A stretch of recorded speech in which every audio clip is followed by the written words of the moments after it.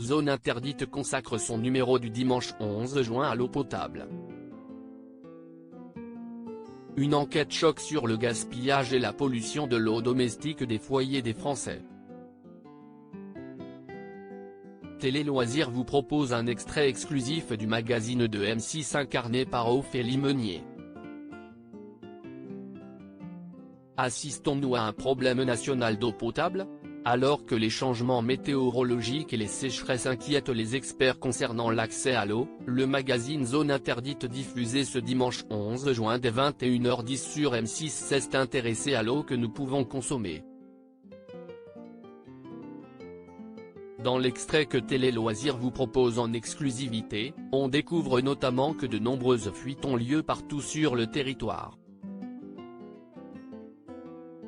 En somme, ce sont des milliers de litres qui seraient perdus chaque heure en France. Zone Interdite révèle que 50% de l'eau potable n'arrive pas dans 170 communes en France. Le magazine explique que le réseau d'eau actuel coupe 170 communes de l'Est de la France de 50% de l'eau potable auquel ils devraient avoir accès.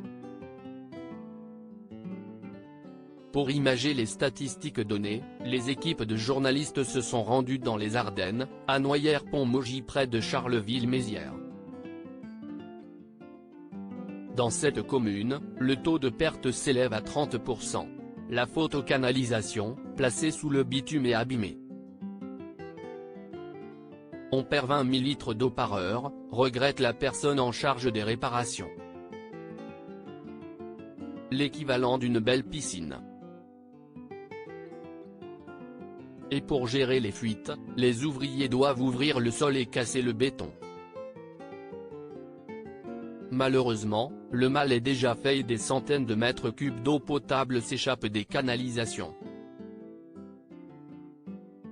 Les réseaux d'eau vieillissants ont des conséquences sur notre santé plus encore que la gigantesque perte quotidienne d'eau. Le reportage pointe du doigt les répercussions qu'ont les réseaux, pour certains vieux de 50 ans, sur la santé des consommateurs. À Nouzonville, la ville voisine, l'eau était acheminée dans les foyers via des tuyaux inchangés depuis 80 ans. Conséquence ? La rouille, liée à l'usure et à l'humidité, rendait l'eau orange. Et donc impropre à la consommation mais aussi pour se laver ou faire sa vaisselle. Quand on se brossait les dents, on avait une odeur de ferraille et de cendre dans la bouche. Nos cheveux nous grattaient, on avait des éruptions de boutons. C'était un calvaire, finit par témoigner une des victimes de ces eaux sales.